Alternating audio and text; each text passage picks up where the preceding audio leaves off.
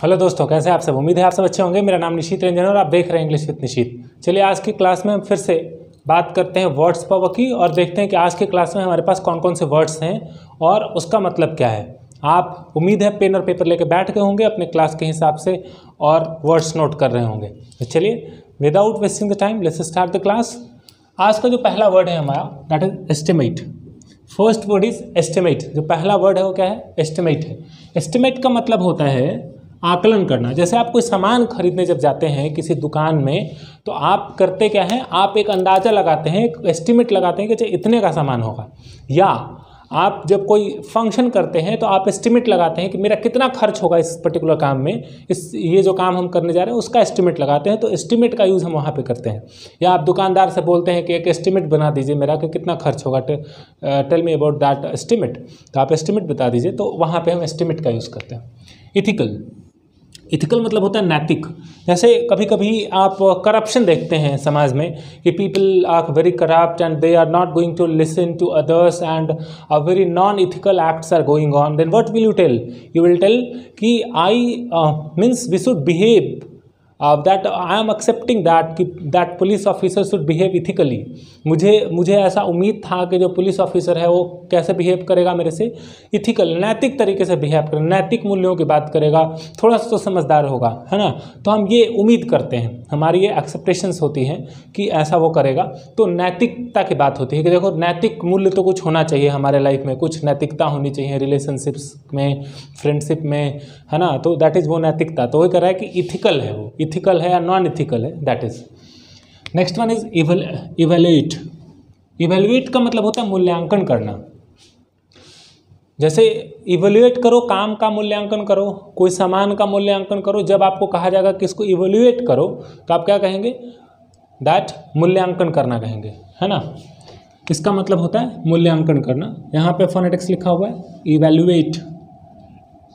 इसके बाद है एवेंचुअल।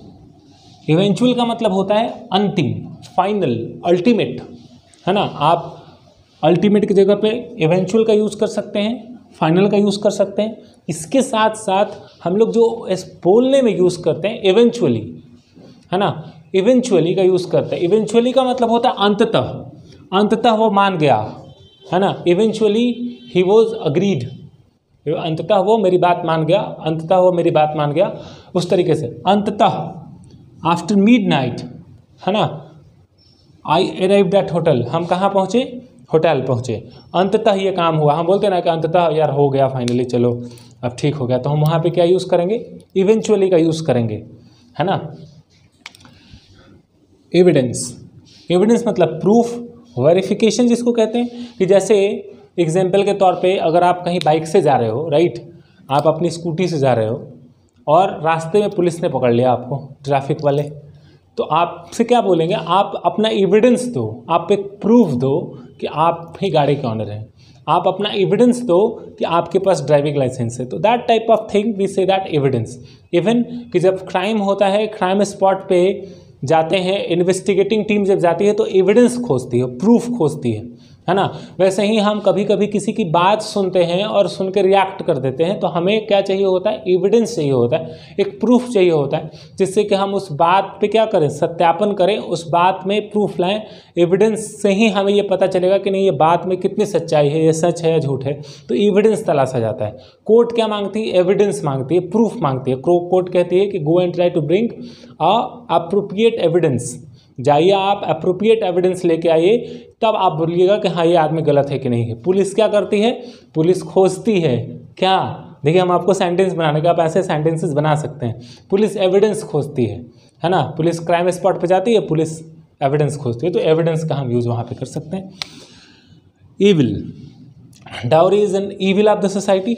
जो दहेज है वो क्या है? समाज के लिए बुराई है। तो यहाँ पे ईविल का मतलब क्या हुआ?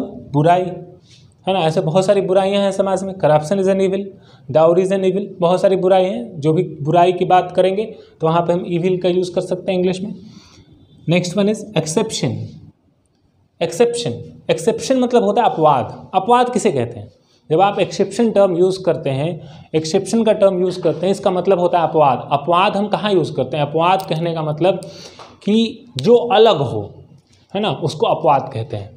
एग्जाम्पल के तौर पे जब आप इंग्लिश पढ़ते हैं तो आपको बताया जाता है कि देखिए ये जो रूल है अपवाद में है ना, ये अपवाद में है। तो अपवाद आपको अलग अलग रूल्स आप पढ़ते हैं तो बताया जाएगा कि एक्सेप्शन है। जैसे एक और एग्जाम्पल लेते हैं, ऐसे घर में एक क्लास में बहुत सारे बच्चे हैं, सपोज करो क्लास में बहुत सारे बच्चे हैं और उसमें एक जो बच्चा है वो अलग तरीके का है थोड़ा सा, ठीक है, हमेशा कुछ तो टीचर उसको मान के अपवाद है, ये ऐसा ही करता है। जैसे हम लोग जब क्लास में पढ़ाने जाते हैं तो अमूमन देखते हैं कि अगर बहुत सारे बच्चे बैठे हुए हैं और एक बच्चे का एक्टिविटी जो है वो थोड़ा सा डिफरेंट है, उसको बार बार समझाया जा रहा है बट डिस्पाइट वो समझ नहीं पा रहा है और वो अपनी एक्टिविटी उसी तरीके से जारी रखे हुए है, तो क्या करेंगे, उसके चलते पूरा क्लास को डिस्टर्ब नहीं करेंगे ना। हम लोग कहेंगे कि चलो ये भाई अपवाद है, एक्सेप्शन है, इसको रहने दो, इसी तरीके से इसका चलेगा, ऐसे ही इसका काम चलने वाला है ना। तो एक्सेप्शन होता है, हम उसको एक्सेप्शन कहते हैं। Next one, exchange. एक्सचेंज का मतलब होता है लेन देन करना। जैसे आप किसी से पैसा लेते हैं, देते हैं, आप जाते हैं, ऐसे कहा जाता है money is the medium of exchange. जो पैसा है वो मीडियम किसका, एक्सचेंज का। पैसे से हम क्या करते हैं, लेन देन करते हैं, तो वो किसका मीडियम है, माध्यम है, एक्सचेंज का माध्यम है।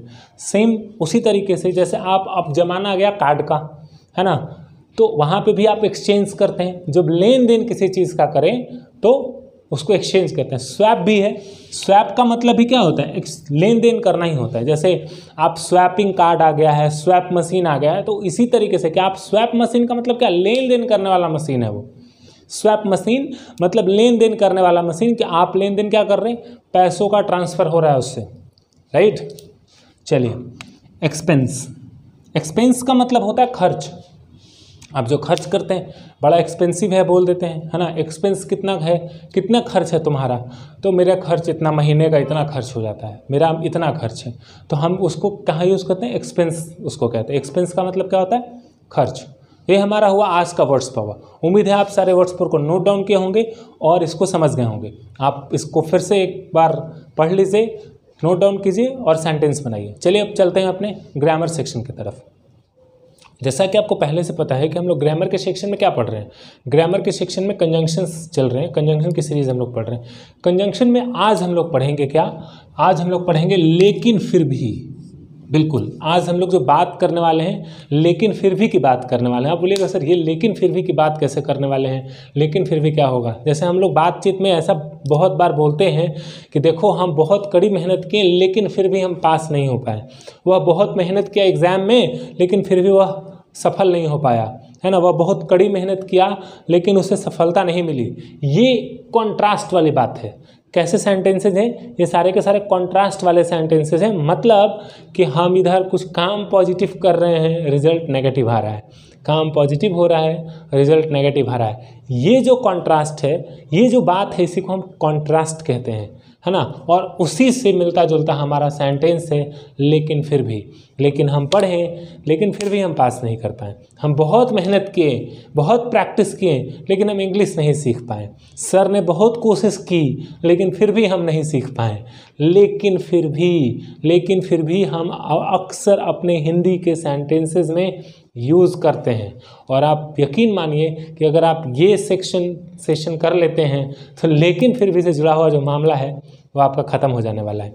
तो लेकिन फिर भी के लिए क्या है, कौन कौन से वर्ड्स यूज़ होंगे, ऐसे कौन कौन से कंजंक्शन होंगे जो सेंटेंस को जोड़ेगा। जैसे एक तरफ है कि उसने कड़ी मेहनत की लेकिन फिर भी वह पास नहीं हो सका, वह उसने बहुत पढ़ाई करा लेकिन उसे सफलता नहीं मिली, वो एग्ज़ाम में फेल हो गया बेचारा, सफल नहीं हो पाया।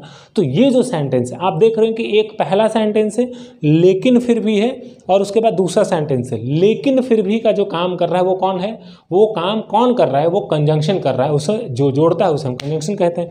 यहाँ पे दो सेंटेंस को जोड़ने का काम कर रहा है कौन, लेकिन फिर भी।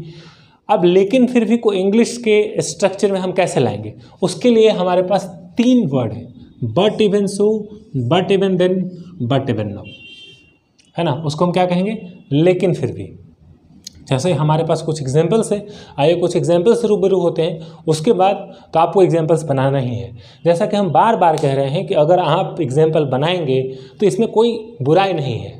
आप एग्जाम्पल बनाइए। अगर आप एग्जाम्पल्स बनाने में कुछ गलतियां हो जाती हैं, आपको यह समझ में नहीं आता है, तो मैं आपको कह रहा हूं कि आप अपना जो टाइम है थोड़ा सा टाइम दीजिए। 4 बजे का एक समय है जो शाम में Monday to Friday almost Saturday तक क्लासेस चलती हैं। मंडे टू सैटरडे वो क्लासेस चलती हैं। मंडे टू सैटरडे आप ज्वाइन हो, वहाँ पे अपने प्रॉब्लम्स पूछें, जो दिक्कत है जो समस्या है वो पूछें, और साथ ही साथ जीडीज भी करें, है ना, साथ ही साथ जीडीज भी करें। ये अच्छा ऑप्शन है आपके लिए। आप इस ऑप्शन से क्यों भाग रहे हैं? ये जो ऑप्शन है आप वो कीजिए। आपके पास वो सारी फैसिलिटीज़ मिलेंगी जो आप करना चाहते हैं, या जो आपको इसमें तो डरने की बिल्कुल ज़रूरत नहीं है। आप सिर्फ थोड़ा सा समय निकालिए, मेहनत कीजिए और जुड़ जाइए हमारे साथ, और फिर हम लोग मिल के आगे पढ़ते हैं, मिल के सीखते हैं, मिल के सिखाते हैं। तो चलिए देखते हैं कि ये कैसे बनेगा, है ना, इसमें कैसे बोलेंगे इसको। ऐसे कहा जाता है, I made him understand a lot. मैंने उसे बहुत समझाया। मेड हिम अंडरस्टैंड का मतलब ये पास्ट की बात हो गई, ये पास्ट हो गया V2। I made him understand a lot, उसे बहुत समझाया। बट इवन सो, लेकिन फिर भी ही कमिटेड मिस्टेक्स, उसने गलतियां करी। उसे बहुत समझाया, क्या बताएं, लेकिन फिर भी वो गलती कर गया, है ना। उसी तरीके से हमारा दूसरा एग्जाम्पल है, ही वर्कड हार्ड, उसने वर्कड हार्ड। अब ये देखिए एक सेंटेंस है, he worked hard. He works hard होता अगर इतना, इसका मतलब क्या होता, वो कड़ी मेहनत करता है। लेकिन यहाँ पे क्या हुआ, ही वर्कड हार्ड, मतलब उसने कड़ी मेहनत की। सेंटेंस पास्ट का है, पास्ट सिंपल पास्ट तो पढ़े ही हैं। ही वर्कड हार्ड, ये V2 है। ही वर्कड हार्ड, उसने कड़ी मेहनत की। बट इवन देन, लेकिन फिर भी, ही डिडंट क्वालिफाई, ये डिडंट है यहाँ पे, ही V2, he didn't qualify the exam, ये भी सिंपल पास्ट का सेंटेंस है। तो आप देख रहे हैं कि यहाँ पे पहला sentence he didn't qualify the exam, ये दूसरा सेंटेंस बट इवन देन जो हमारा है वो क्या हो गया, कंजंक्शन हो गया। This one is the conjunction. तो इस तरीके से हमें ये समझना होगा कि हम कहाँ यूज़ कर रहे हैं। ही वर्कड हार्ड, ये सेंटेंस है, ही वर्कड हार्ड, उसने कड़ी मेहनत की। बट इवन देन, इसके बावजूद, लेकिन फिर भी, है ना, he didn't qualify the exam. In spite of का भी यूज़ करते हैं, राइट। दे इन्वाइटेड मी, उसने मुझे बुलाया, उन्होंने मुझे बुलाया। दे इन्वाइटेड मी, वे लोग ने मुझे बुलाया। On the occasion of Saraswati Puja, कौन से पूजा पे, सरस्वती पूजा पे। वो माँ भगवती का पूजा होता है, सरस्वती पूजा हम लोग करते हैं, जहाँ पे सरस्वती माता का पूजा होता है। तो सरस्वती पूजा के अवसर पे उन लोगों ने हमें क्या किया, बुलाया, है ना, इनवाइट किया। जैसे आप कहीं भी, जैसे पटना में ही हैं तो बहुत सारे जो छात्र हैं वो अलग अलग हॉस्टल्स में पूजा करते हैं, तो बुलाते हैं कि सर आइए पूजा में, है ना, यहाँ पे आइए प्रसाद वरसाद खाने। तो आदमी व्यस्त होता है तो कहीं जा पाता है, कहीं नहीं जा पाता है, लेकिन वो बेचारे बुलाते हैं। तो they invited me on the occasion of Saraswati Puja, right. But even now I didn't go there, है ना, लेकिन फिर भी मैं नहीं गया, है ना। आई कुडंट गो देयर, मैं नहीं जा सका। आई कुडंट गो देयर, अगर यहाँ पे कुड लगा देते हैं, आई कुडंट गो देयर,